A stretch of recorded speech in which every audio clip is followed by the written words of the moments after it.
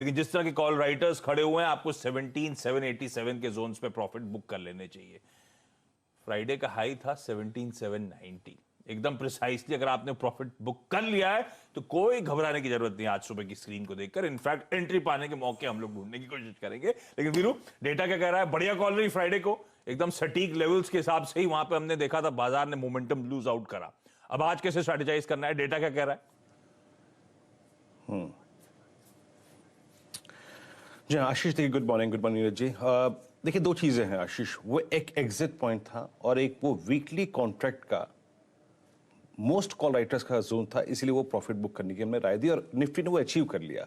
लेकिन उसके बाद क्या? उसके बाद भी दो चीजें हैं आशीष कि आप वेट कीजिए एक डिसेंट रिट्रेसमेंट का, लेकिन अगली ही सुबह आपको वो डिसेंट रिट्रेसमेंट मिल रहा है। और दूसरी चीज ये है कि एफआईएस के डेटा अभी भी बहुत स्ट्रांग हैं, उनमें एक रत्ती भर की अगर आप देखें वीकनेस नजर नहीं आ रही है। तो ग्लोबल मार्केट में वीकनेस, लेकिन जो ड्राइविंग फोर्स है इंडियन मार्केट की एफआईआईस, उसके डेटा में रत्ती भर कमी नहीं है शुक्रवार की क्लोजिंग के मुताबिक। इंस्टीट्यूशनल फिगर्स पे आते हैं। 1552 करोड़ रुपए का एफआईआईस ने कैश खरीदा, 1398 करोड़ रुपए का डीआईएस ने सेल कर दिया। एफआईआईस ने आशीष लॉन्ग कॉन्ट्रैक्ट करिए 2067 करोड़ के 13,500 कॉन्ट्रैक्ट और शॉर्ट काट लिए और स्टॉक फ्यूचर्स में शॉर्ट करके अपने आप को हेज किया।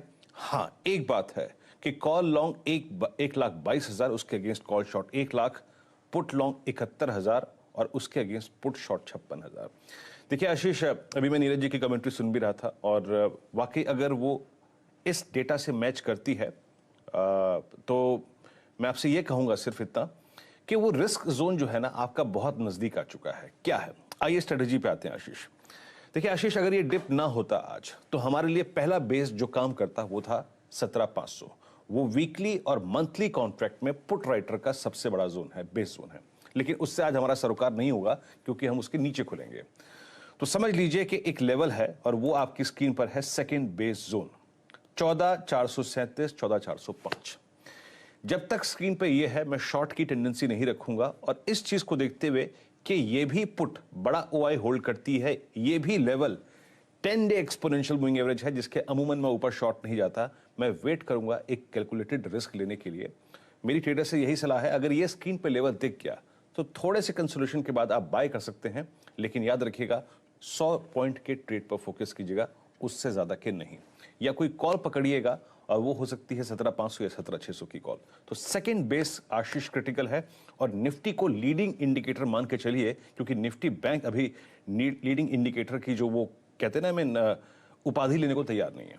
तो सेकंड बेस पे नजर रखिएगा और याद रखिएगा 17,700 और 800 इसके ऊपर का ये बाजार अभी नहीं है, क्योंकि जिस तरीके से इस वीकली कॉन्ट्रैक्ट में कॉल राइटर्स उस जोन पे हावी हुए हैं।